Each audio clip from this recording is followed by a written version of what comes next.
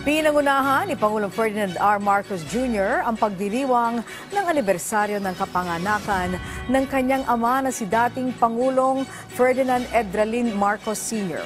At bilang bahagi ng selebrasyon, namahagi ang Pangulo ng higit 500 wheelchairs. Si Janice Dennis sa Sentro ng Balita Live. Angelique, masayang ipinagdiriwang ng makababayan ni President Ferdinand R. Marcos Jr. ang kaarawan ni dating Pangulong Ferdinand E. Marcos Sr. dito sa Batac City, Ilocos Norte. Nagsimula sa misa ang paggunita sa ika-108 taong kaarawan ni dating Pangulong Ferdinand Edralin Marcos sa Batac City sa Ilocos Norte. Sinundan ito ng pag-aalay ni Pangulong Ferdinand R. Marcos Jr. ng Bulaklak sa bantayog ng namayapang ama sa Daytoy Tibanawag Monument. Kasama ng Pangulo sina First Lady Liza Araneta Marcos, mga anak, kapatid na si Irene, dating unang ginang Imelda Romualdez Marcos at mga local officials ng lalawigan. Whenever we go back and relive the life and the life of service of Ferdinand Marcos, not only when he was president, but through his entire life, what we always can see and what is always spoken of is the great legacy that he has left us. It is a legacy of service. It is a legacy of sacrifice. It is a legacy wherein he made it very clear to us that if you are going to be a good Ilocano, if you are going to be a good Filipino, then you must be willing to sacrifice everything, including your life, for the Filipino, for the Philippines.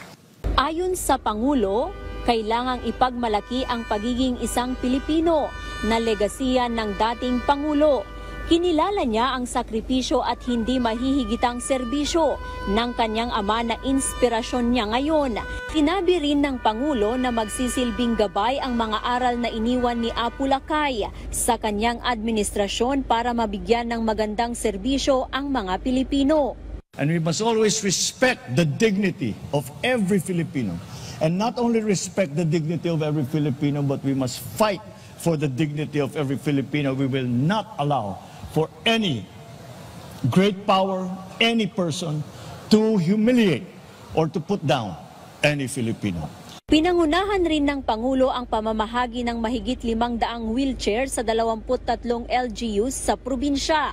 Isa ang munisipyo ng Banna na nakakuha ng wheelchair. Ayon kay Mayor Mary Crislin Abadilla, malaking tulong ito sa mga senior citizens sa munisipyo. Masaya kami dahil alam natin na ang pamilyang Marcos hindi talaga sila nakakalimot, especially sa mga senior citizens natin, dahil alam natin na talagang yung pagsisilbi nila ganun kahalaga sa aming mga Ilocano, and yung pagbigay ng wheelchair malaking halaga sa amin yan dahil alam natin na makakatulong yan doon sa mga senior citizens natin na nangangailangan. Nakibahagi rin ang Pangulo at kanyang pamilya sa natnatang cook-off kung saan tampok ang mga luto ng iba't ibang lugar sa Ilocos Norte.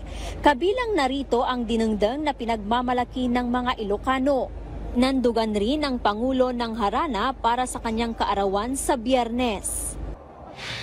Ilan lamang yan sa mga iba't ibang aktibidad ng Marcos Senior Day dito sa lalawigan. Bukas naman ay idadaos ang mga iba't ibang aktibidad gaya ng job fair bilang pagdiriwang pa rin ng Marcos Senior Day dito sa Ilocos Norte. Mula dito sa Ilocos Norte, Janice Dennis para sa Pambansang TV sa Bagong Pilipinas. Maraming salamat, Janice Dennis.